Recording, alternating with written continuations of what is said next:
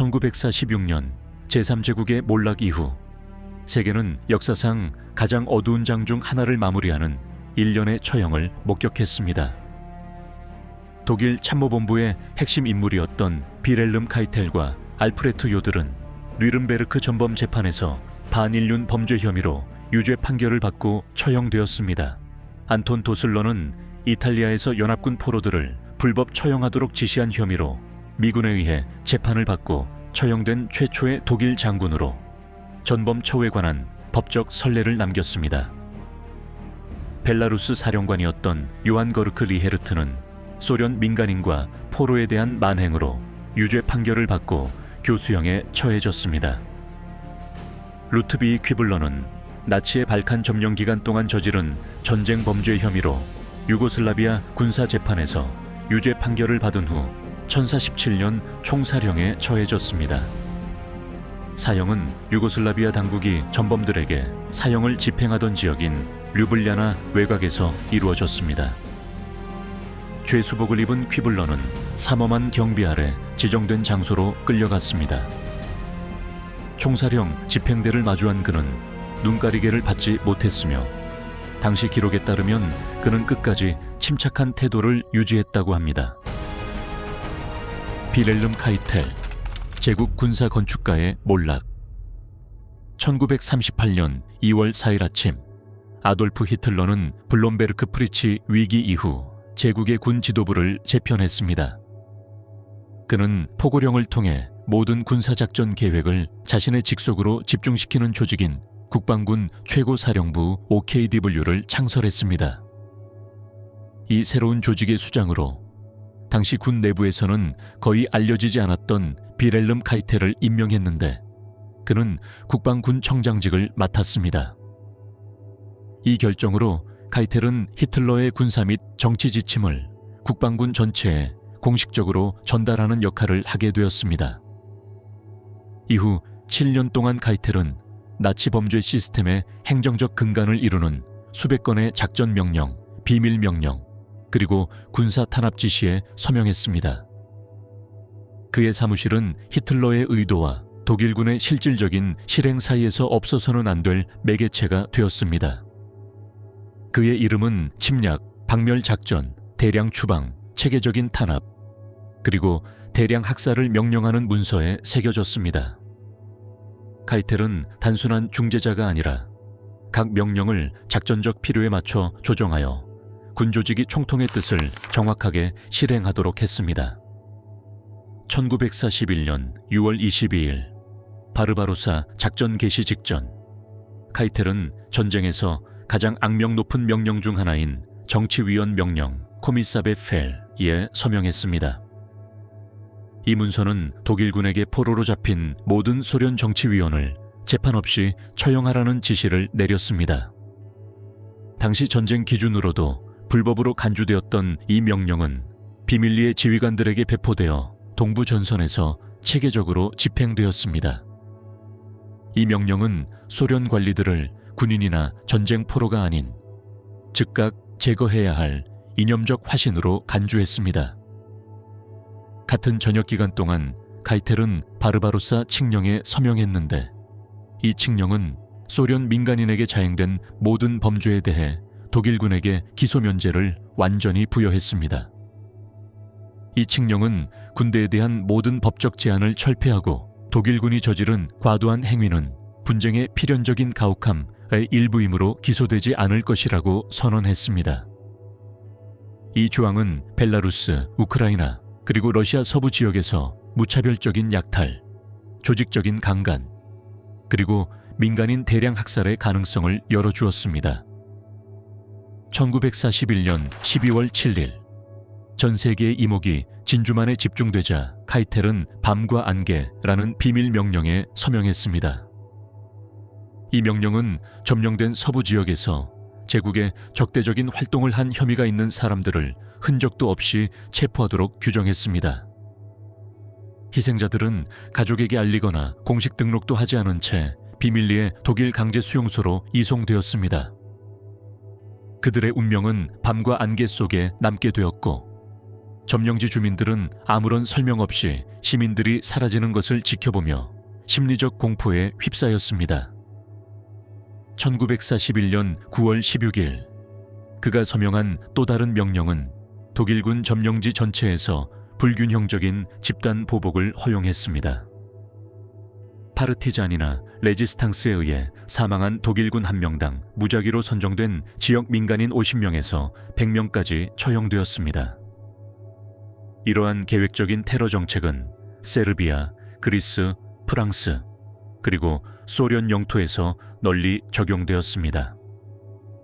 1941년 10월, 세르비아 크라구에바츠에서는 카이텔이 서명한 포고령을 직접 적용하여 단 10명의 독일군 사망에 대한 보복으로 민간인 2,794명이 총살되었습니다.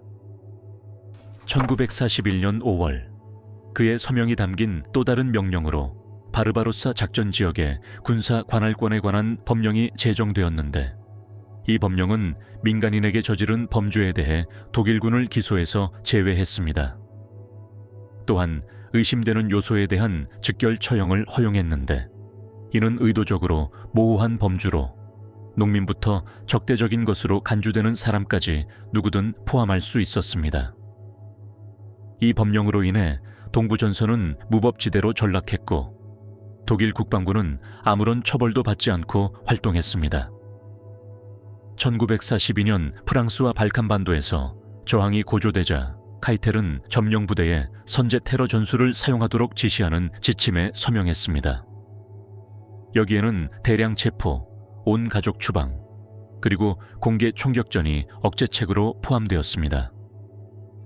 이러한 억압적인 접근 방식은 1904 13년 9월 8일 휴전 이후 이탈리아에서 특히 가혹했는데, 카이텔의 승인을 받은 독일 부대가 민간인에 대한 징벌 작전을 시작했기 때문입니다.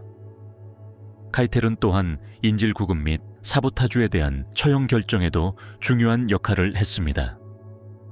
그의 사무실은 독일 시설이나 인원에 대한 공격 시 자동으로 시행되는 보복 조치 목록을 꼼꼼하게 작성했습니다.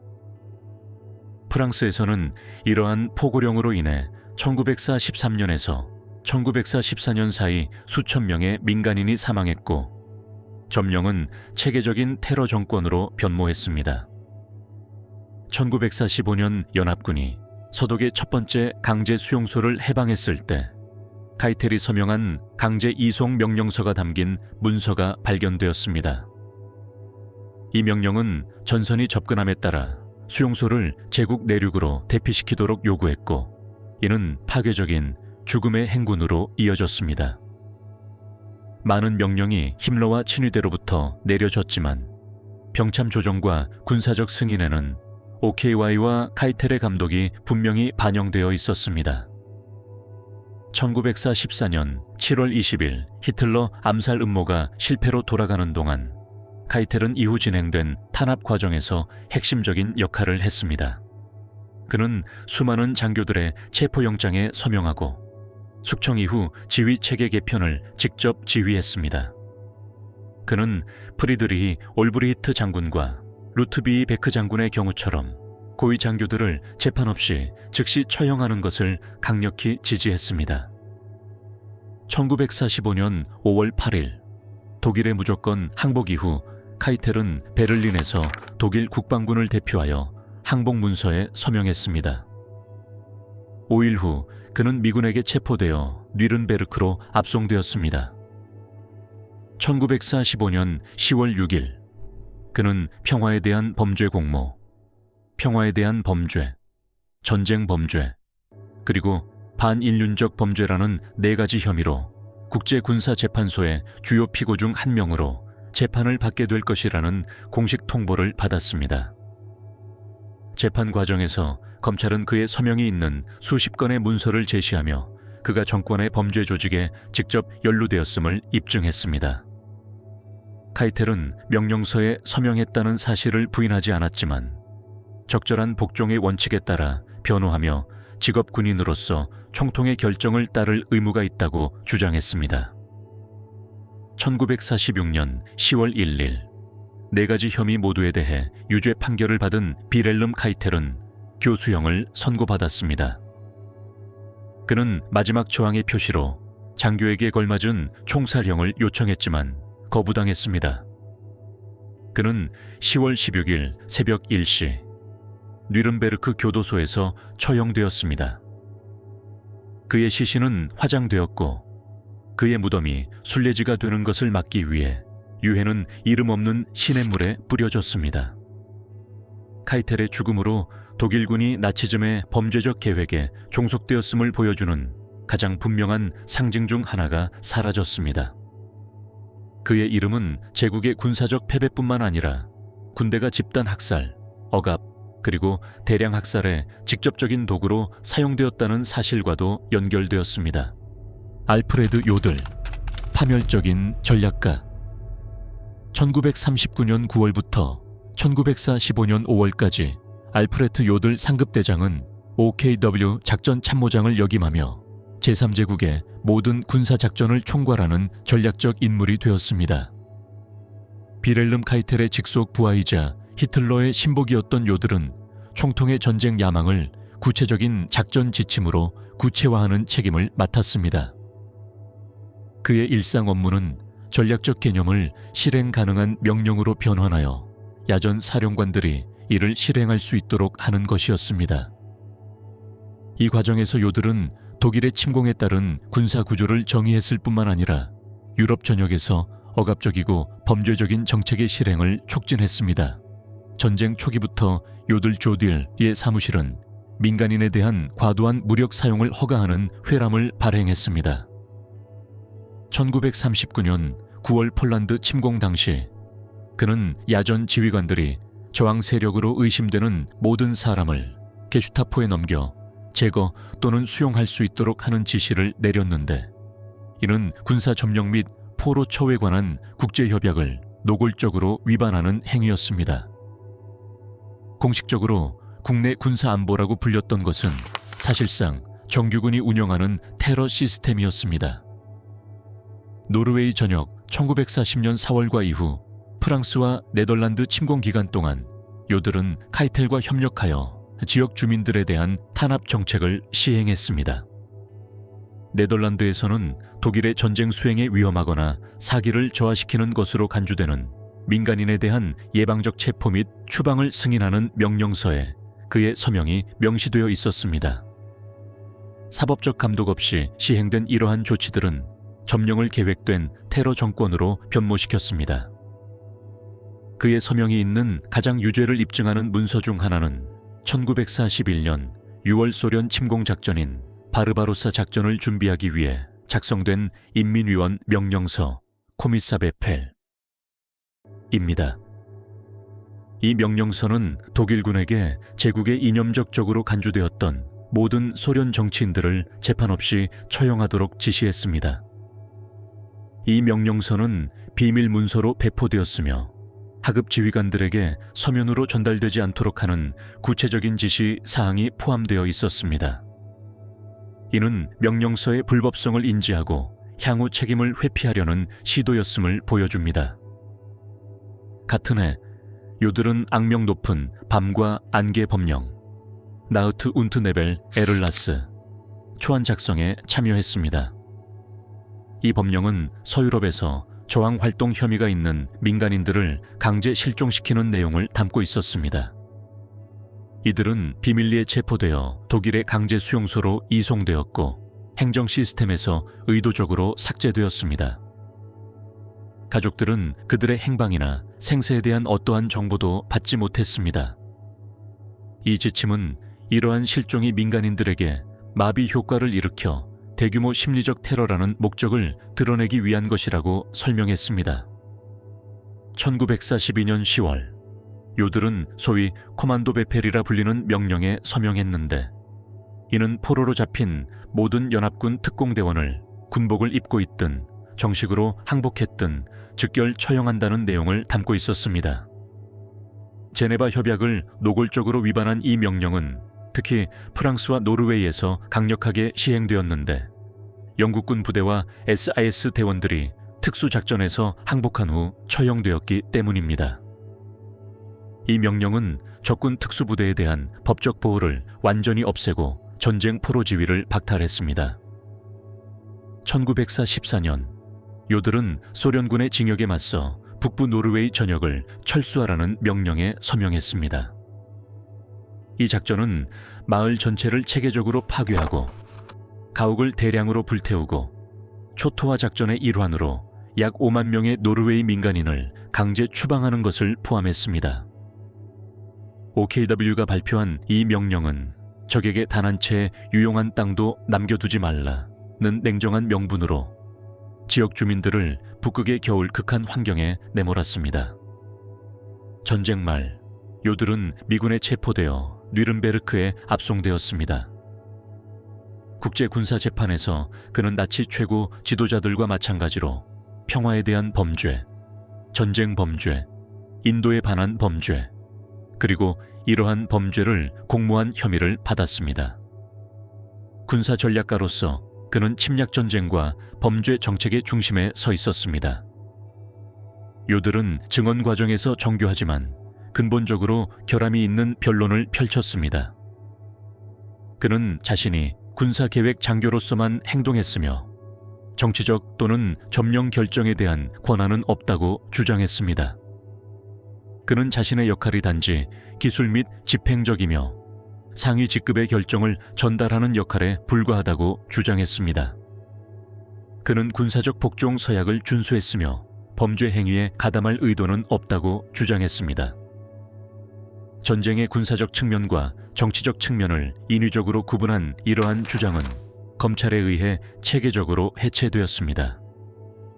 검찰은 그의 진술과 상반되는 그의 서명이 있는 수십 건의 문서를 제시했습니다. 증거에 따르면 그는 단순히 명령을 내리는 데 그치지 않고 명령 초안 작성 및 불법적인 군사작전 사용에 대한 공개적인 논의가 있었던 회의에도 적극적으로 참여했습니다.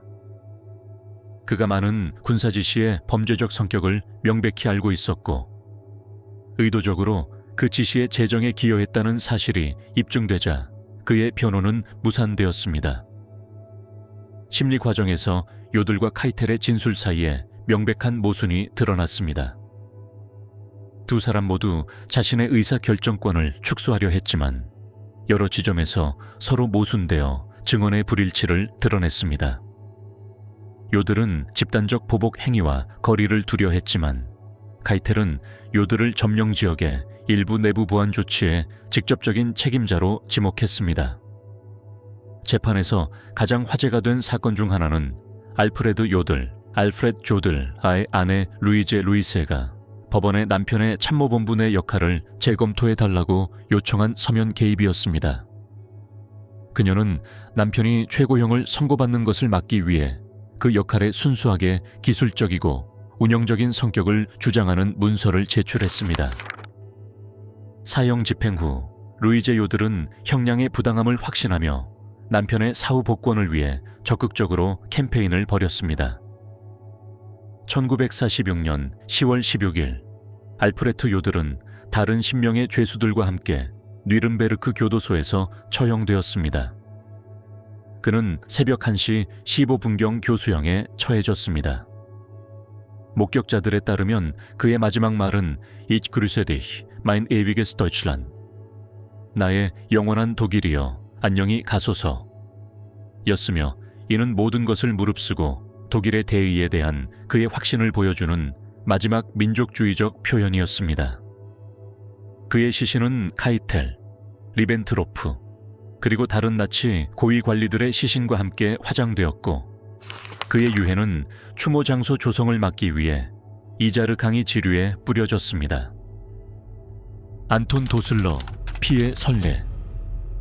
1944년 3월 22일 새벽 OSS 전략정보국 제2677 특전연대 소속 미군 병사 15명이 이탈리아 북부 라스페치아 인근 아메글리아 해안의 비밀리에 상륙했습니다. 작전명 지니2는 독일 국방군이 북부 이탈리아로 진격하는 연합군을 막는 독일 방어 시스템인 구스타프 방어선에 물자를 공급하기 위해 사용했던 전략적 철도 터널을 폭파하는 것이었습니다. 무장하고 제복을 입고 완전한 군복을 갖춘 이들은 점령지에서 연합군 특수작전의 선봉을 맡았습니다. 나흘 후인 3월 26일, 15명의 병사들은 이탈리아의 작은 마을 외곽에 급하게 파놓은 차무 앞에 줄지어 서 있었습니다. 재판도 정식 절차도 스스로를 변호할 기회도 없이 그들은 독일군의 기관총에 맞아 처형당했습니다. 그들의 운명을 결정지은 명령서에는 이탈리아 북부 지역 독일 제75 군단 사령관 안톤 도슬러 보병대장의 서명이 들어있었습니다. 이 처형은 1929년 제네바 협약을 노골적으로 위반한 것으로, 이 협약은 불법적인 전쟁 행위를 저지르지 않은 모든 군인을 군복을 입고 포로로 삼아야 한다고 명시하고 있었습니다. 미군은 모든 요건을 충족했습니다.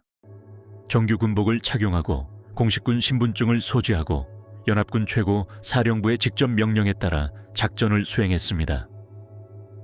이 사건은 연합군 사이에서 즉각적인 분노를 불러일으켰고, 연합군은 향후 법적 조치를 위해 이 사건을 꼼꼼하게 기록했습니다.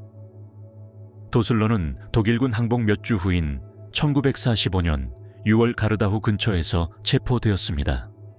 그는 아베르사의 군사 형무소로 이송되어 카세르타의 역사적인 왕궁에 위치한 이탈리아 연합군 군사재판소에서 재판을 받았습니다. 재판은 1945년 10월 8일부터 12일까지 진행되었으며 전쟁 이후 연합국이 진행한 최초의 전범 재판 중 하나였습니다. 이 사건은 독일군 고위장교의 형사 책임에 대한 법적 해석에 있어 전환점을 마련하여 이후 뉘른베르크 재판의 토대를 마련할 법적 선례를 확립했습니다. 도스틀러의 변호인은 적절한 복종이라는 주장을 바탕으로 의뢰인이 단지 독일 최고사령부의 명령, 특히 히틀러가 1042년 10월 18일 발표한 소위 특공대 명령, 코만도 베펠을 따랐을 뿐이라고 주장했습니다.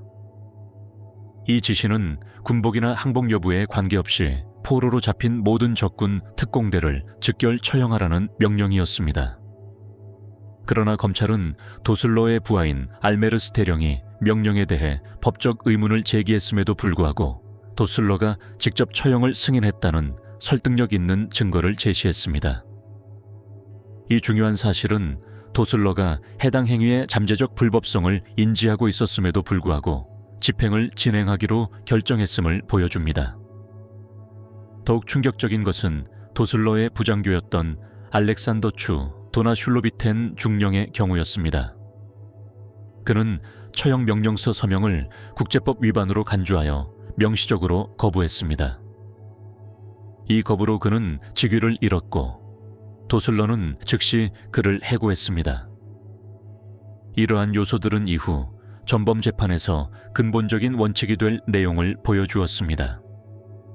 도슬러는 명령을 따르기를 거부할 실질적인 권리가 있었고, 그의 휘하 다른 장교들은 전문적인 대가를 치르면서도 저항이 가능함을 입증하며 그 권리를 행사했습니다. 재판소는 해당 명령이 명백히 불법이며 그의 계급과 경험을 가진 장교라면 그 명령의 범죄적 성격을 인지했어야 한다고 결론지었습니다. 심리 과정에서 체포에 참여했던 독일군 병사들의 증언이 제시되었는데, 이는 미국인들이 체포 후 아무런 저항도 하지 않았고 제복을 완전히 갖추고 있었으며 표준군 신분증을 소지하고 있었음을 확인시켜 주었습니다. 또한 OKW 내부 보고서가 제시되었는데, 이는 신속한 처형을 정당화할 만한 작전상의 긴급성이 없었음을 보여주며 군사적 필요성에 대한 어떠한 주장도 기각했습니다. 법원은 1945년 10월 12일 도슬러에게 유죄 판결을 내렸습니다. 그는 일반 범죄자에게만 적용되는 교수형보다 더 명예로운 처형 방식으로 여겨지는 총살형을 선고받았습니다. 처형은 1945년 12월 1일 나폴리 인근 아베르사 군사 캠프에서 예정되었으며, 이탈리아 연합군 사령관이었던 조셉 T. 맥난이 미군 장군이 이 명령에 서명했습니다. 도슬러의 처형은 역사적으로 중요한 의미를 지닙니다. 바로 꼼꼼하게 기록되었다는 점입니다. 미 육군 통신대는 이 모든 과정을 촬영하고 상세한 사진을 찍어 나중에 교육용으로 활용했습니다. 영상에는 새벽녘에 장군이 처형 장소로 끌려가 나무 기둥에 묶이고 눈이 가려진 후 미군 총살대에 의해 사살되는 모습이 담겨 있습니다. 그의 시신은 즉시 쓰러졌으며 이는 연합군 관할에서 전쟁법 위반으로 처형된 최초의 독일 장군 공식 처형 사례로 기록되었습니다. 이 녹음 자료는 매우 구체적인 목적을 가지고 있었습니다. 연합군 군사법률훈련과 뉘른베르크 재판 시작 전 브리핑에서 추축국 장교들에게 다가오고 있던 형사 책임의 새로운 시대를 실질적으로 보여주는 자료로 활용된 것입니다. 메시지는 명확했습니다.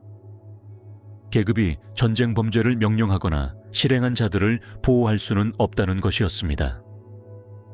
도슬로 판결은 뉘른베르크 원칙 초안 작성 과정에서 면밀히 검토되었는데 특히 제4원칙은 도덕적 또는 실질적 선택이 있었다면 상급자의 명령에 복종하더라도 형사 책임이 면제되지 않는다고 명시하고 있습니다. 이 원칙은 현대 국제형법의 초석으로 자리 잡았습니다. 도슬로 사건에서 전개된 판례는 군부 위계 질서를 명백한 범죄 행위의 방패막이로 삼을 수 없다는 것을 확립했습니다. 판결은 전체주의 체제에서도 상관은 도덕적, 법적 권한을 유지하며 명백히 불법적인 명령에 불복종할 의무가 군부의 종속보다 우선한다고 판단했습니다. 재판과 처형은 국제 언론에 널리 보도되었습니다. 뉴욕타임스는 처형 다음 날 더 이상의 변명은 없다라는 제목의 사설을 게재하여 국제법을 타협 없이 적용한 결정을 칭찬하고 이 재판을 모범적인 정의의 행위로 묘사했습니다. 점령된 독일에서 이 소식은 여전히 명령을 따른다고 주장하며 책임을 회피하려는 경찰관들에게 직접적인 경고로 방송되었습니다. 요한 거르그 리히르트, 빨치산 처형자. 1942년 7월 독일 국방군이 코카서스와 스탈링그라드 공세를 위해 병력을 집중시키던 중 요한 거르크 리헤르트 장군은 동부 전선 중부 지역의 제28슈 보안사단 파팔밀시크 시체룽스 디비전 사령관으로 임명되었습니다. 이 부대는 전투 사단과는 달리 소련 정규군과 직접 대치하는 것을 목적으로 하지 않았습니다. 이 부대의 임무는 훨씬 더 암울했습니다. 중부 집단군 후방, 특히 점령지인 벨라루스 중심부에 위치한 점령지를 완전히 장악하는 것이었습니다. 리처트의 임무는 철도 노선을 확보하고 저항 활동을 진압하고 자원 채굴을 보호하고 반파르티잔 작전을 수행하는 것이었습니다. 실제로 이러한 임무는 적대적이거나 저항 세력에 협력한 것으로 의심되는 벨라루스 민간인을 대상으로 한 체계적인 테러, 탄압, 그리고 말살 작전으로 이어졌습니다. 1942년부터 1944년까지 2년 동안 리헤르트는 반덴베캄풍이라는 완곡한 표현으로 산적과의 전투 반덴베캠풍라고 불리는 수십 건의 작전을 직접 지휘했습니다. 이 용어는 작전의 본질을 모호하게 만들었습니다. 수백 개의 마을을 파괴한 말살 작전, 민간인 대량 처형, 그리고 강제노동 수용소로의 강제 추방 등이 그 예입니다. 그의 사무실에서 직접 전달된 지시는 서명된 명령서 형태로 전달되었는데 그 안에는 당파적 동조의 기미가 조금이라도 보이는 마을에 대해서는 적극적인 협력에 구체적인 증거가 없더라도 선제적 조치를 취해야 한다는 내용이 담겨 있었습니다. 벨라루스 해방 이후 소련군이 회수한 독일 국방군 작전 보고서는 충격적인 수치를 제시합니다. 리히르트의 지휘해 제286사단은 1943년 단 6개월 만에 2만 3천 명 이상을 사살했다고 보고했습니다. 이 끔찍한 통계는 전쟁 보고서에 당파 퇴치의 성공으로 기술되었지만 OKW와 SS 내부 문서에 따르면 희생자 중 레지스탕스 단체와의 연관성이 입증된 사람은 10% 미만이었습니다. 대다수는 전략적인 지역에 거주했다는 이유만으로 범죄를 저지른 평범한 농민, 교사, 의사 또는 지역 공무원이었습니다. 그의 지휘에서 가장 잔혹한 사건 중 하나는 1943년 여름 벨라루스 중부 레펠우샤히 지역에서 발생했습니다. 리셰르트의 부대는 기계적인 정밀성을 갖춘 초토화 작전을 실행했습니다. 새벽녘에 마을을 포위하고 주민들을 강제로 집을 버리고 남녀노소를 체계적으로 분리한 후 성인 남성을 조직적으로 사살했습니다. 집들은 불태워졌고 생존자들 주로 여성, 노인, 어린이 은 강제노동 수용소로 이송되거나 전쟁으로 파괴된 지역 한복판에 거처도 없이 버려졌습니다. 이러한 작전 보고서에는 의심스러운 요소를 목표 달성으로 처리했다는 내용이 포함되어 있었는데, 이는 무방비 상태의 민간인을 의도적으로 제거했다는 사실을 감추는 완곡한 표현이었습니다. 그의 권한에 기록된 또 다른 작전은 1914년 3월 12일에서 16일 사이에 이루어졌는데, 당시 리셰르트는 벨라루스 남부 습지대에 위치한 임시 오자리치 수용소로 4만 명이 넘는 민간인을 강제 추방하도록 승인했습니다. 친위대와 아인자츠 코만도, 7비의 협조에 진행된 이 작전은 기본적인 기반 시설이 부족한 야외 강제 수용소를 만들어냈습니다. 주로 노인, 여성, 어린이로 구성된 강제 추방자들은 적절한 거처, 식량, 의료 지원 없이 습지에 버려졌습니다. 리셰르트가 서명한 문서에는 전시 경제에 불필요한 부담으로 여겨졌던 부적격자들을 격리하고 제거하려는 의도가 명시되어 있습니다. 2주도 차에 되지 않아 9,000명이 넘는 사람들이 이질, 극심한 추위 또는 단순한 탈진으로 사망했습니다. 1944년 6월 바그라티온 작전 중 소련군의 징역으로 벨라루스 내 독일군 전선이 완전히 붕괴되었습니다. 리헤르트는 사단의 잔존 병력과 함께 서쪽으로 급히 후퇴했지만 1945년 5월 8일 동부전선의 마지막 독일군이 항복하는 와중에 마침내 붉은 군대의 포로로 잡혔습니다. 그는 즉시 벨라루스 소비에트 공화국의 수도인 민스크로 이송되어 재판을 기다리며 내무인민위원회 NKVT에 구금되었습니다. 1946년 1월 소련 정부는 리헤르트를 중심으로 민스크에서 독일 전범들에 대한 최대 규모의 공개 재판 중 하나를 개최했습니다. 총 19명의 국방군, SD, 그리고 제국 경찰 소속 장교와 부사관들이 벨라루스 민간인에 대한 범죄 혐의로 기소되었습니다. 이 재판은 소련 뉴스 영화와 국제 언론에 의해 광범위하게 기록되었으며 큰 선전 효과와 법적 가치를 지닌 대중적 볼거리가 되었습니다. 재판은 1946년 1월 15일 전쟁 범죄에 대한 특별 관할권을 가진 소련 군사재판소의 주재로 시작되었습니다. 리체르트에게 적용된 혐의는 구체적이고 파괴적이었습니다. 민간인에 대한 조직적인 학살, 벨라루스 마을 459 곳 파괴, 주민 불법 추방, 소련 전쟁 포로 고문 및 살해, 그리고 오자리치 학살 수용소 설치 및 운영에 직접 가담한 혐의였습니다. 심리 과정에서 검찰은 리체르트가 서명한 원본 문서와 200명이 넘는 벨라루스 생존자들의 참혹한 증언을 제시했습니다. 가장 충격적인 증언 중 하나는 당시 12살이었던 마리아 부지나의 증언이었습니다. 그녀는 비첵스크 지역 한 마을에서 집을 나서기를 거부하다가 어머니와 두 오빠가 눈앞에서 총에 맞았던 일을 자세히 증언했습니다. 또 다른 핵심 증인인 농촌교사 이반 로마노비치는 리체르트 휘하 부대가 부상당한 게릴라를 숨겼다는 근거 없는 혐의로 마을 주민 83명을 처형했다고 증언했습니다.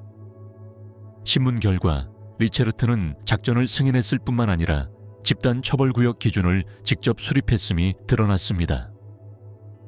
이 기준에 따르면 방형 5km 이내에 게릴라가 존재하기만 해도 정착촌을 완전히 파괴할 수 있었습니다. 이 원칙이 체계적으로 적용되면서 벨라루스의 광활한 지역이 자의적인 죽음의 구역으로 전락했습니다. 1946년 1월 28일 2주간의 심리 끝에 재판소는 다음과 같은 판결을 내렸습니다. 요한 거르크 리헤르트는 반인륜 범죄와 전쟁법의 조직적 위반 혐의로 사형을 선고받았습니다.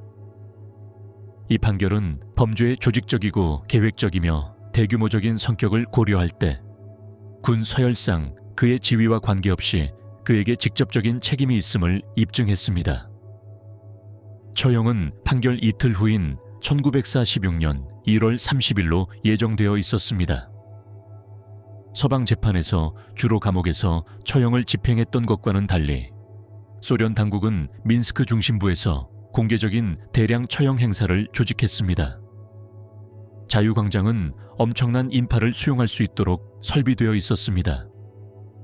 나치 점령으로 소련 영토 중 가장 큰 피해를 입은 벨라루스의 고통에 직접적인 책임이 있다고 여겨지는 사람들의 처형을 지켜보기 위해 10만 명이 넘는 사람들이 모인 것으로 추산됩니다. 사형수들은 감옥에서 열린 트럭에 실려 광장으로 이송되어 대중의 눈에 띄었고, 이후 벨라루스 공산당 중앙위원회 건물 앞에 세워진 나무 비계에 교수형에 처해졌습니다. 고트프리트 폰 에르드만스도르프 리가의 장군. 독일의 발트해 점령 기간 동안 추축국 군대 대부분이 주요 전선에서 전투를 벌이는 동안 군 보안부대는 재래식 전쟁의 한계를 훨씬 뛰어넘는 작전을 수행했습니다. 이 선멸전과 영토 장악 전쟁에 참여한 장교들 중 고트프리트 폰 에르드만스도르프 장군은 라트비아와 벨라루스 인접 지역에서 억압적인 정책을 시행하는 데 중추적인 역할을 했습니다. 군 지휘관으로서 그의 행동, 이후 체포, 그리고 1946년 리게서의 공개 처형은 전쟁 중 발트해 지역에서 자행된 잔혹 행위에 대한 책임을 공식적으로 입증한 최초의 사례 중 하나입니다. 에르드만스도르프는 처음에는 모길레프 요새 지역의 사령관으로 임명되었고, 이후 1942년부터 1944년까지 동라트비아의 전략적 지역을 담당했습니다. 이 직책을 통해 그는 육군, HER, 정규군 부대를 직접 지휘하고 보안부 SD, 보안국의 지원을 받았으며 점령지 발트해 지역에 설립된 민간 행정기관인 제국판무관청, 라이츠코미사리앗 오스트란드의 민간 행정부와 긴밀히 협력했습니다. 에르드만스도르프는 이 지역을 지휘하는 동안 반판 파르티잔 청소 정책을 체계적으로 시행했는데, 소련 기록과 전후 독일군 기록에 따르면 이 정책은 실제로 최소 140개 마을을 완전히 파괴하고 17,000명 이상의 민간인을 살해한 것으로 기록되어 있습니다. 이 정책의 기본 전략은 이 지역에서 활동하는 소련 게릴라 부대에 간접적인 지원이라도 제공한 것으로 의심되는 모든 주민에게 집단 처벌 조치를 적용하는 것이었습니다. 그에 관한해서 자행된 대표적인 작전으로는 마을 전체를 체계적으로 불태우고 15세 이상 남성을 즉시 처형하고 여성, 어린이, 노인을 리가나 카우나스의 임시 수용소나 강제 노동시설로 강제 이주시키는 것이 있었습니다.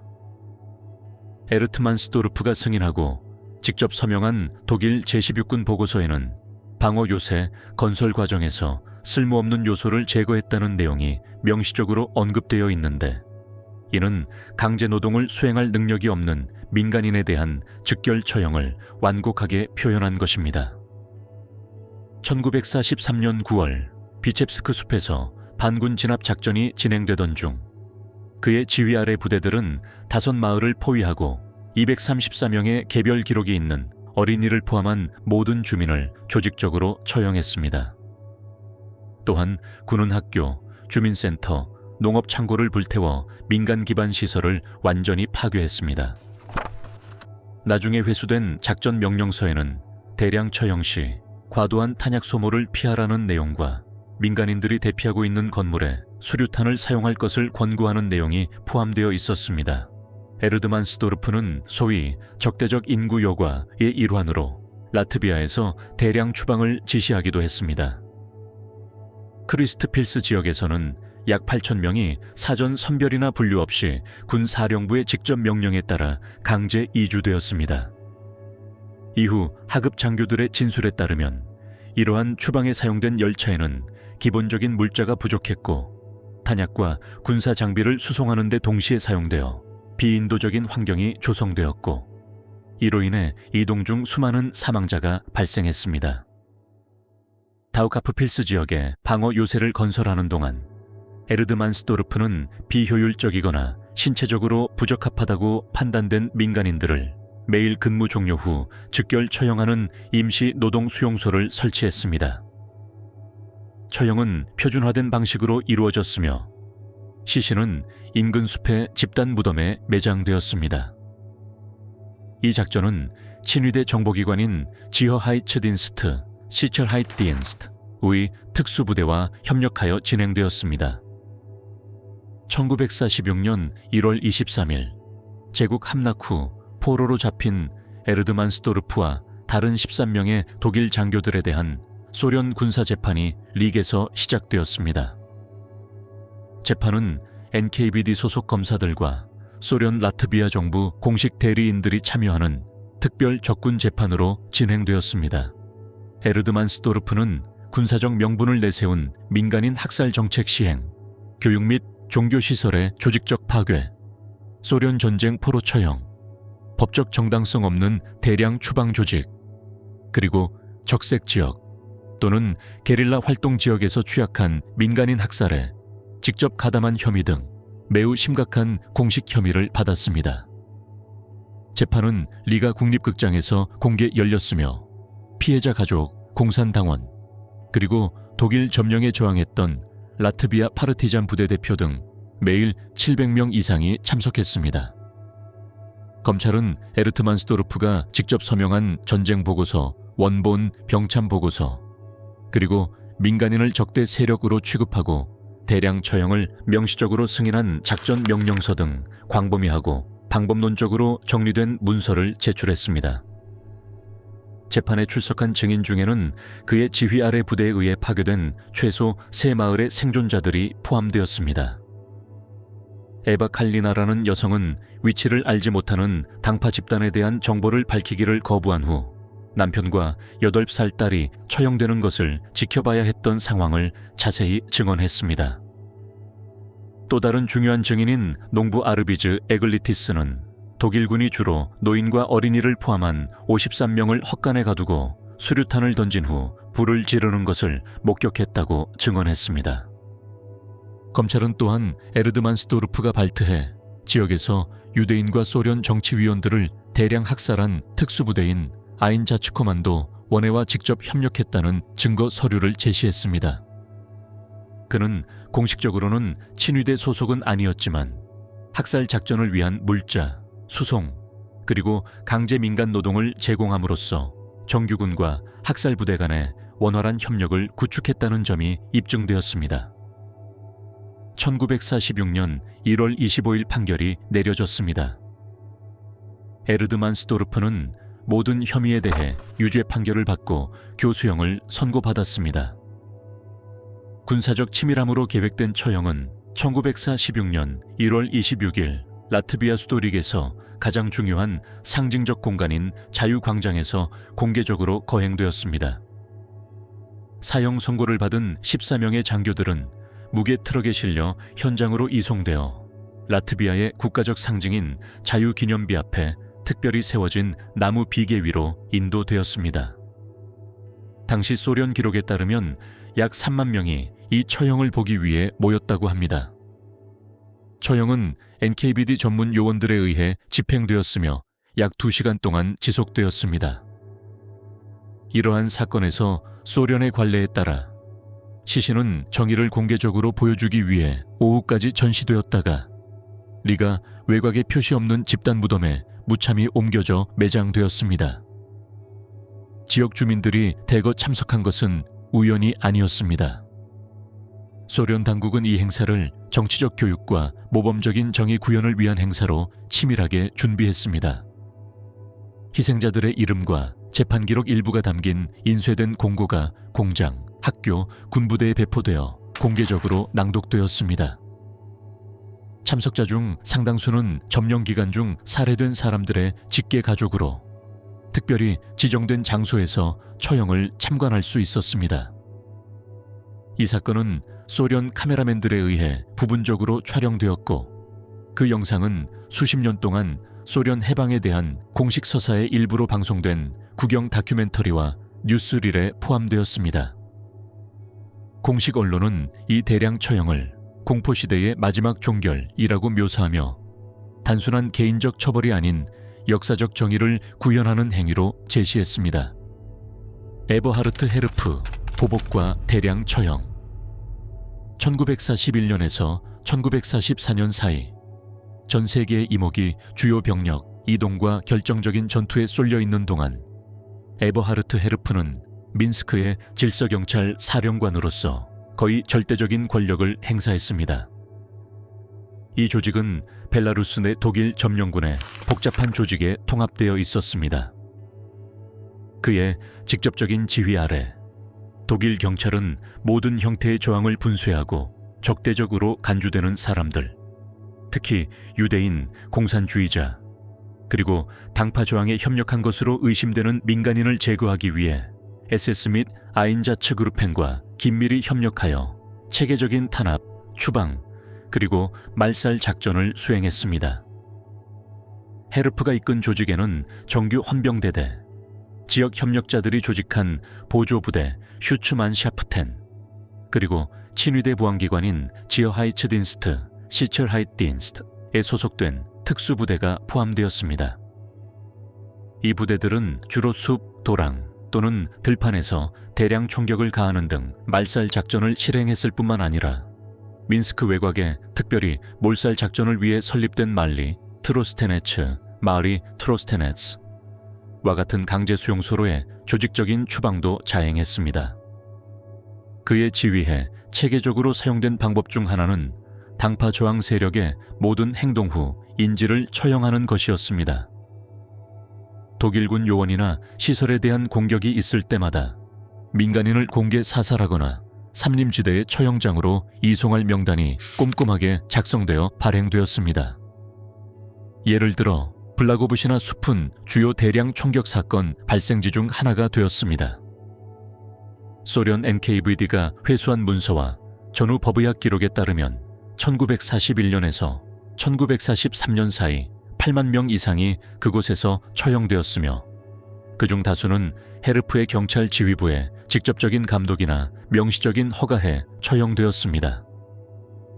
처형 외에도 헤르프의 지휘부는 민스크 게토 청산 작전을 지휘했습니다.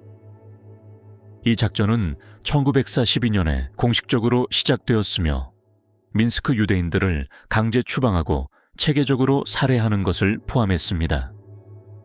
8월과 11월에 걸쳐 진행된 소위 행동 기간 동안 수천 명의 유대인들이 기차와 트럭을 타고 말리 트로스테네츠 수용소로 이송되었고 그곳에서 총격이나 개조된 가스밴을 타고 살해되었습니다. 헤르프는 이송을 직접 관리하고 경찰 인력을 배치하여 게토를 포위하고 작전을 감시하고 희생자 이송을 조정하는 업무를 담당했습니다.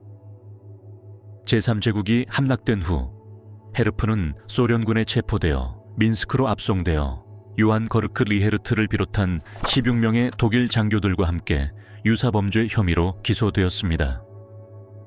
재판은 1946년 1월 15일 수백 명의 관객을 수용할 수 있는 공공건물인 붉은 군대문화관에서 시작되었습니다. 소련 군사재판소는 헤르프를 평화에 대한 범죄, 전쟁 범죄, 그리고 반인륜 범죄 혐의로 정식 기소했으며 특히 민간인 대량 학살, 유대인 학살 가담, 그리고 강제 추방에 대한 책임을 중점적으로 다뤘습니다. 리테르의 경우처럼 재판은 공개되었고 수천 명의 소련 시민들이 참석했는데 그중 다수는 잔혹 행위의 생존자이거나 희생자들의 유족이었습니다. 검찰은 헤르프의 직속 지휘에 있던 억압적 구조의 작동 방식을 보여주는 풍부한 문서와 상세한 증언을 제시했습니다.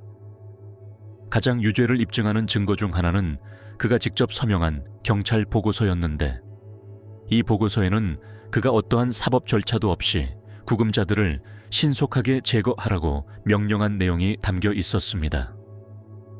슬루츠크시에서 헤르프 휘하 경찰 부대는 벨라루스 전역 전체에서 가장 널리 기록된 학살 중 하나를 자행했습니다. 1941년 10월 보안작전이라는 완곡한 표현으로 묘사된 작전으로 단 이틀 만에 3,600명 이상이 처형되었는데, 주로 유대인과 게릴라 단체 연루 혐의자들이었습니다. 하급 장교들의 후일 증언에 따르면 작전 명령은 지역 지휘 체계를 통해 헤르프로부터 직접 내려졌습니다. 1942년 혹독한 겨울, 바라노비치 마을에서 오르드능스폴차이, 올룽포리차이, 순찰대는 마을 전체를 체계적으로 불태우고 주민들을 무차별 처형하는 작전에 참여했습니다. 재판 과정에서 특히 잘 기록된 사례는 호로디체 마을 사건으로, 독일 당국이 게릴라의 소행으로 지목한 식량 저장소가 발견된 후 76명의 여성과 어린이를 포함한 122명이 처형되었습니다. 재판에서 제시된 소련 문서에 따르면 헤르프는 학살 이틀 후 직접 현장을 방문하여 담당 경찰관들의 억제력을 칭찬하고 이후 여러 명을 승진시켰습니다. 재판 과정에서 소련 검찰은 민스크 해방 이후 민스크에서 회수된 독일 경찰 보고서 발췌본을 낭독했습니다. 이 문서에는 실제로는 민간인 대량 학살로 이루어진 평화 유지 작전에 대한 상세한 설명과 함께 헤르프와 SD 간의 문화적 민족적 저항 세력 제거를 위한 공동 행동을 조율하는 공식 서신이 포함되어 있었습니다. 이는 특정 집단의 박멸을 은유적으로 표현한 것이었습니다. 스밀로비치 마을 생존자이자 핵심 증인인 아나톨리 그리시는 법정에서 1943년 3월 헤르프 휘하 경찰 부대가 여성과 어린이들의 집에 불을 지른 후 조직적으로 총살하는 것을 목격했다고 증언했습니다. 그는 헤르프가 공식 호의를 받으며 차량에서 이러한 작전 중 하나를 감독하는 것을 직접 목격했다고 덧붙이며, 이는 그가 범죄 현장에 직접 있었음을 증명합니다. 재판 과정에서 헤르프는 유죄 판결 명령서에 서명했다는 사실을 부인하지 않았지만, 제국 판무관청 오스트란트 라이츠 코미사리앗 오스트란드 최고 사령부의 상급 지시를 따랐다는 주장을 바탕으로 변호했습니다. 그는 자신의 행동을 전쟁 지역 내에서의 정당한 보안 조치로 규정하려 했고, 피해자들을 반군 또는 파괴 공작권의 공범으로 묘사했습니다. 소련 법원은 이러한 변호를 단호히 거부하며 증거가 명령서의 범죄적 성격과 그 실행에 대한 그의 의식적 책임을 명백히 보여준다고 판단했습니다. 1946년 1월 30일 2주간의 재판 끝에 에버하르트 헤르프는 요한 거르크 리헤르트를 비롯한 12명의 사형수들과 함께 공개 처형되었습니다. 처형은 민스크 중앙광장에서 약 10만 명의 군중이 지켜보는 가운데 진행되었는데, 이들 중 다수는 독일 점령 기간 동안 가족을 잃은 사람들이었습니다. 사형수들은 소련 NKVD 특수부대의 호의를 받으며 수갑이 채워진 채 무게채 실려 감옥에서 광장으로 이송되었습니다. 각 사형수는 이 행사를 위해 특별히 제작된 나무 교수대에 교수형에 처해졌습니다. 이러한 공개 처형에 대한 소련의 관례에 따라 시신들은 몇 시간 동안 노출된 채 방치되었습니다. 이는 정의를 위한 공개 의식의 일부이자 이 지역에서 나치 통치의 종식을 가시적으로 보여주는 것이었습니다. 소련 영화 제작진은 이 처형 장면을 꼼꼼하게 기록했고, 이후 뉴스 영화와 역사 다큐멘터리에서 정보 및 선전 목적으로 사용되었습니다.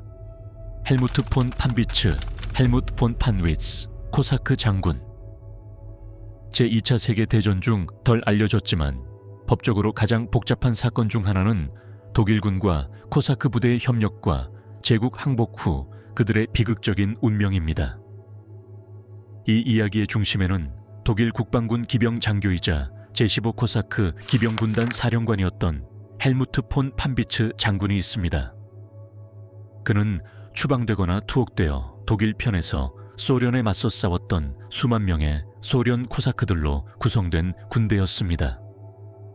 소련 당국에 의한 그의 체포, 재판, 그리고 처형은 전후 보복 역사에서 특히 논란의 여지가 있는 한 장을 구성합니다.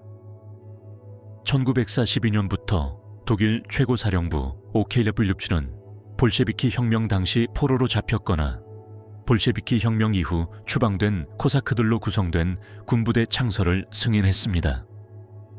1943년 판비츠는 제1코사크 기병사단의 지휘권을 맡았는데 이 사단은 원래 러시아 남부의 전통적인 코사크 세력이 주둔했던 지역인 점령지 쿠반에서 창설되었습니다. 이 부대는 러시아 내전 이후 유고슬라비아, 독일, 폴란드로 피난을 떠난 백색 코사크의 후손들로 구성된 부대를 포함하면서 빠르게 성장했습니다. 이들은 독일의 침공을 조상 대대로 물려받은 땅을 되찾을 기회로 여겼습니다. 1944년 이 사단은 제15코사크 기병군단으로 확장되었습니다. 이 부대는 독일 국방군 웰마흐트의 작전 통제해 운영되었지만 특히 분쟁 말기에는 친위대 SS와 긴밀한 관계를 유지했습니다.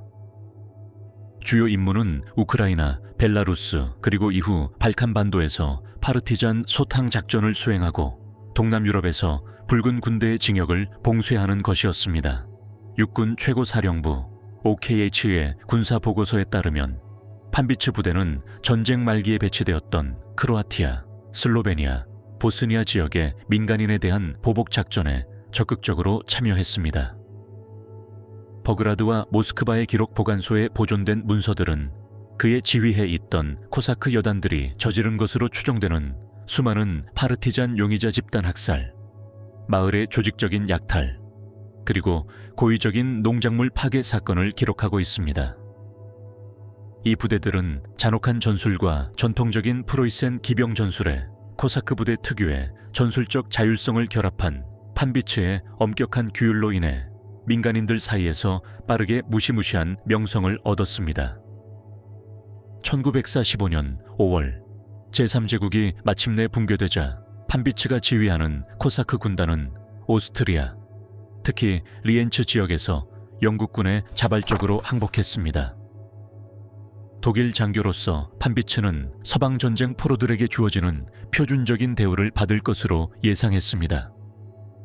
그러나 얄타 회담에서 처칠, 루즈벨트, 스탈린이 합의하면서 상황은 극적으로 복잡해졌습니다.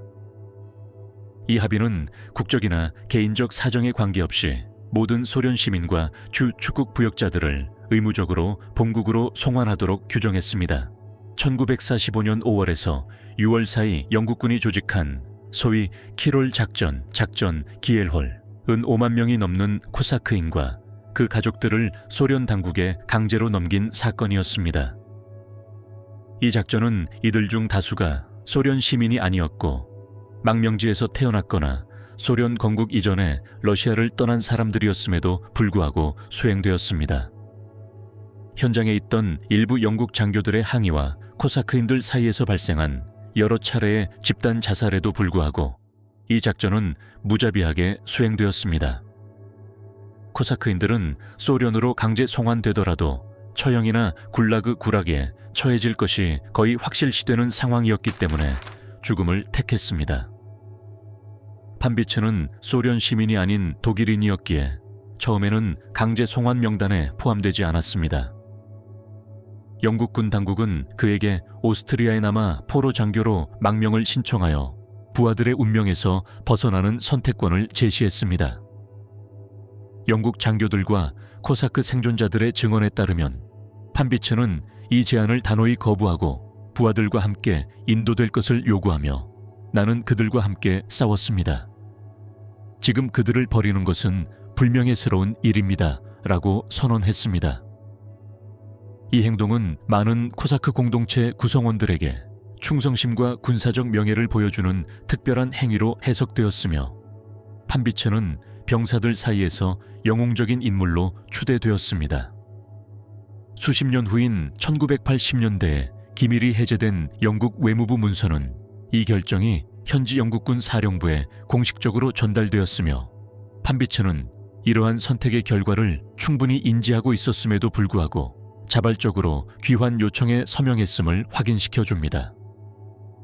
소련 영토에 도착하자마자 판비츠는 즉시 모스크바로 이송되어 소련 보안기관이 가장 두려워하는 구금시설 중 하나인 악명 높은 레포르토보 교도소에 수감되었습니다.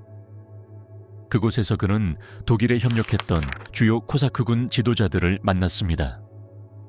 그 중에는 표트르 크라스노프 전직 차르 장군이자 작가, 안드레이 슈크로 내전 당시 코사크 사령관, 티모페이 도마노프 돈 코사크의 헤트만, 그리고 술탄 켈레흐 기레이 코카서스 부대 지휘관가 있었습니다.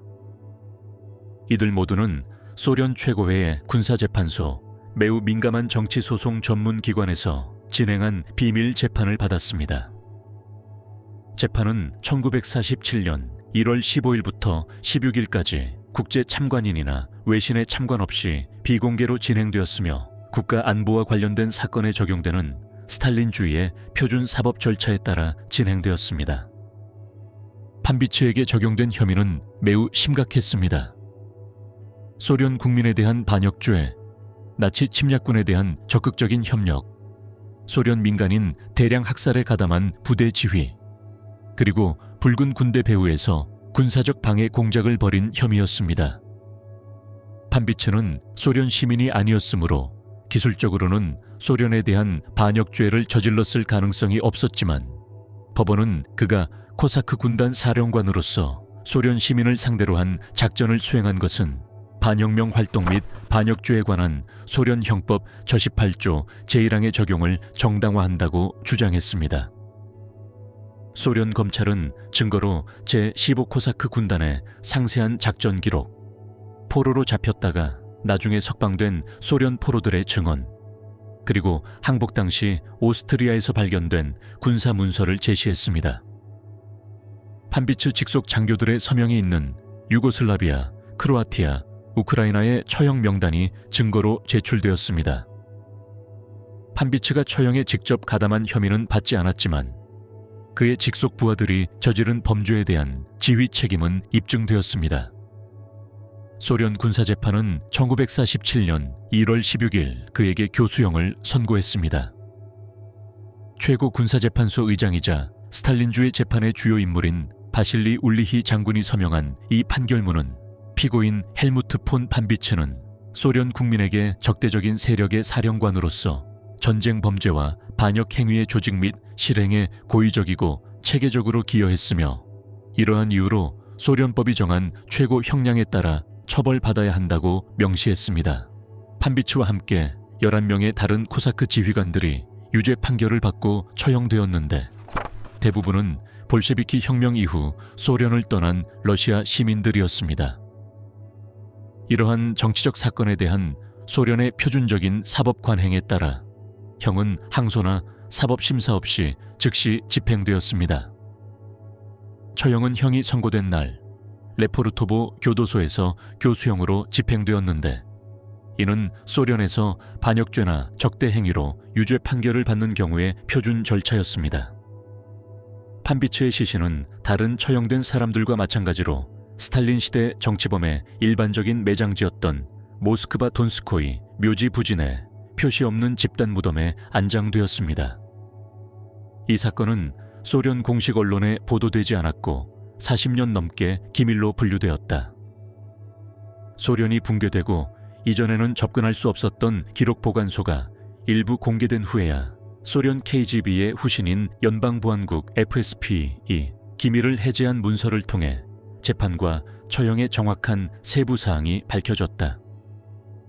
1996년 보리스 옐친 대통령 재임 시절 스탈린주의 탄압에 대한 비판적 검토가 진행되던 중 판비츠의 유족은 러시아 당국에 그의 사후 복권을 공식적으로 요청했습니다.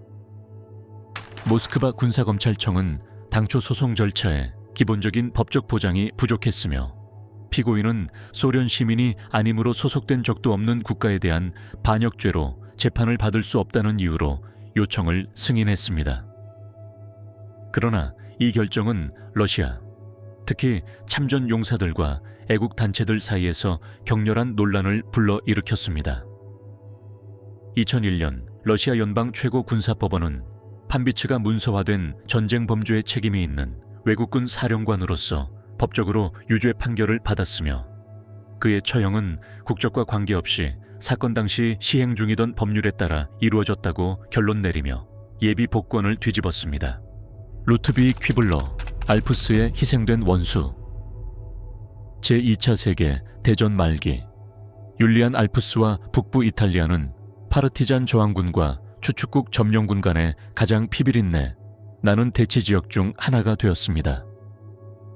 이러한 상황에서 제25 산악군단 사령관이었던 독일 장군 루트비 퀴블러는 특히 잔혹한 대반란 정책을 실행하는 데 결정적인 역할을 했습니다. 이후 그의 체포, 유고슬라비아로의 송환, 그리고 1947년 처형은 고위 장군이 과거 점령국에 의해 직접 재판을 받은 가장 중요한 사례 중 하나입니다. 1943년 9월 이탈리아 왕국의 붕괴와 항복 이후 독일군은 이전에 이탈리아가 점유했던 슬로베니아와 크로아티아 북부 지역을 빠르게 점령했습니다. 이 지역은 독일군의 직접적인 통제해 아드리아해 연안 작전지대 오퍼레이션 쏜 아드리아티셋 큐스틀란드로 행정적으로 재편되었습니다.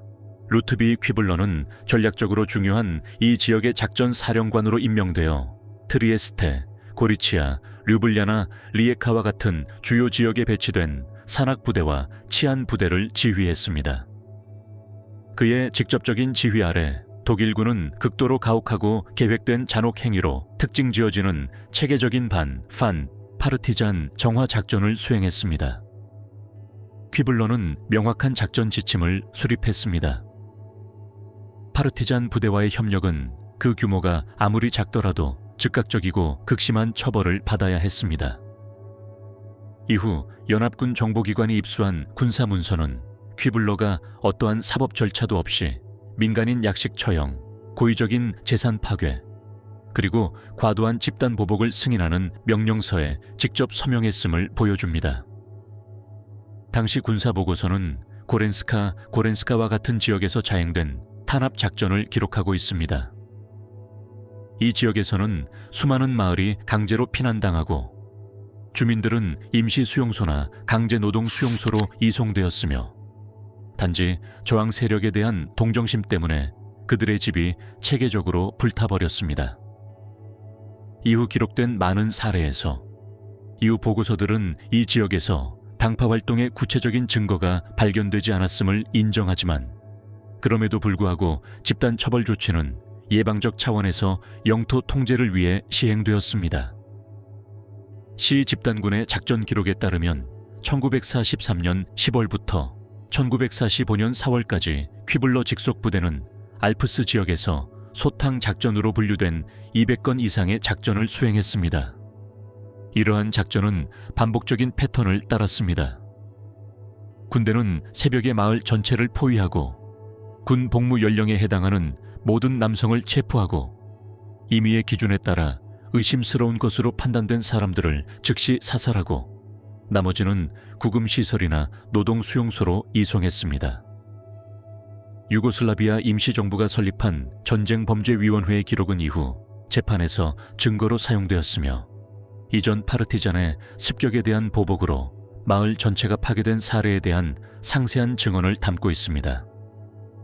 특히 잘 기록된 사례 중 하나는 드라주고쉐 마을입니다. 1944년 1월 제97군단 소속 부대가 민간인 41명을 즉결 처형하고 마을 전체를 조직적으로 파괴했습니다. 퀴블러가 감독하는 지휘 계통에 따라 서명된 최초 명령서는 이러한 과감한 조치가 해당 지역에 파르티잔의 암세포 확산을 막기 위해 필요하다고 명시했습니다. 이러한 작전 중에 독일군은 산업용 폭발물을 사용하여 민간 기반 시설을 파괴하고 농작물을 고의로 파괴하고 사실상 테러 통제 구역으로 기능하는 접근 제한 구역을 설정하는 경우가 잦았습니다. 이러한 전술은 의심스러운 사람들을 처벌하는 것뿐만 아니라 저항 작전을 지원할 수 있는 모든 병참 기지를 제거하는 것을 목표로 했으며 민간인 생존의 필요성은 전혀 고려하지 않았습니다.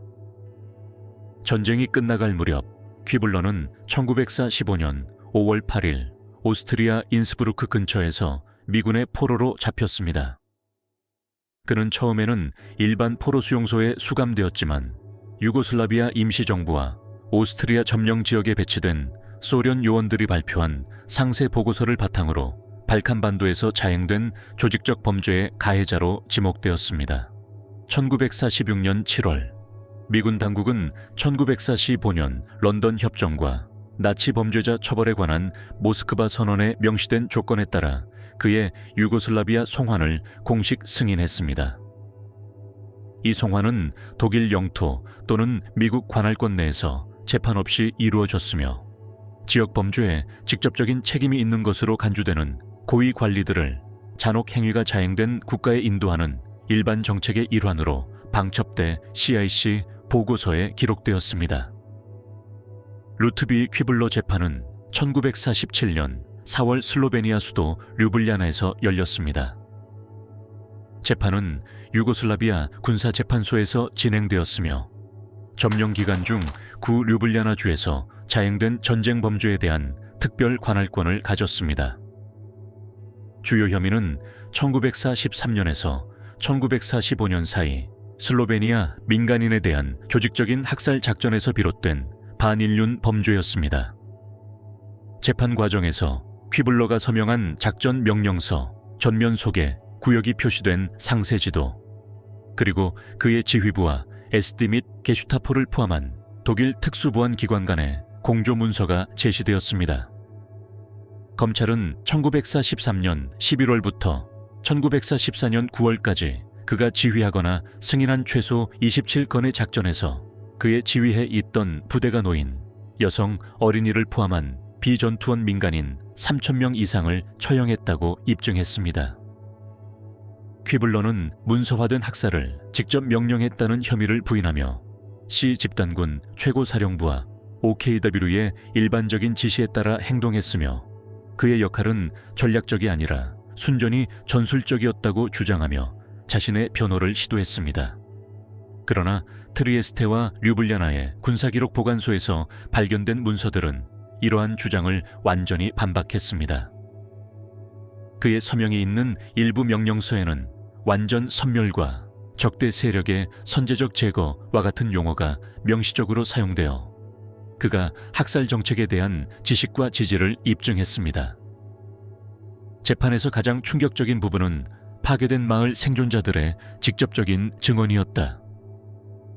63세 여성은 자신의 아들과 마을의 다른 남자 18명이 위치를 알 수 없는 당파 집단에 대한 정보를 제공하지 않았다는 이유로 집단 총살당했던 사실을 소름 끼치도록 정확하게 증언했다. 또 다른 핵심 증인인 톨민 지역 농민은 퀴블러의 지휘 계통에 따라 독일 장교들의 직접적인 감독해 조직적으로 대피하고 파괴된 마을들의 상세한 목록이 담긴 문서를 제시했다.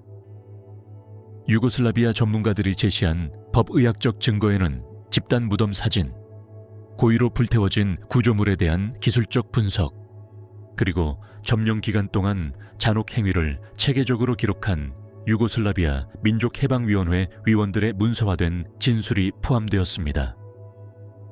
기록된 희생자는 임산부, 장애가 있는 노인, 그리고 10세 미만 어린이가 포함되어 있어 이 작전을 적 전투원에 대한 합법적인 행위로 규정하려는 시도를 반박했습니다. 재판소는 퀴블러에게 전쟁 범죄, 반인륜 범죄, 그리고 그의 권한에서 자행된 만행에 대한 지휘 책임 등 모든 혐의에 대해 유죄를 선고했습니다. 1947년 5월 13일 선고된 형량은 총살형이었습니다.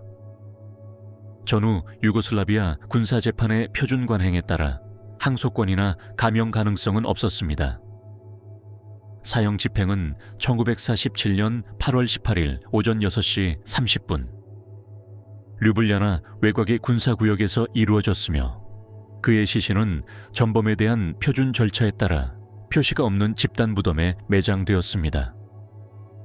퀴블러의 처형은 전후 포로로 잡힌 독일 고위 장교들을 상대로 유고슬라비아 법원이 제기한 마지막 주요 소송 중 하나를 종결지었습니다. 그의 사건은 유고슬라비아식 전후 사법체계에 특히 중요한 사례입니다. 재판은 지역 주민을 대상으로 한 특정 범죄에 초점을 맞추었고, 민간인 증인의 적극적인 참여와 특정 잔혹 행위에 대한 광범위한 기록이 뒷받침되었습니다. 이는 뉘른베르크에서 진행된 더 광범위하고 체계적인 재판과는 대조적입니다.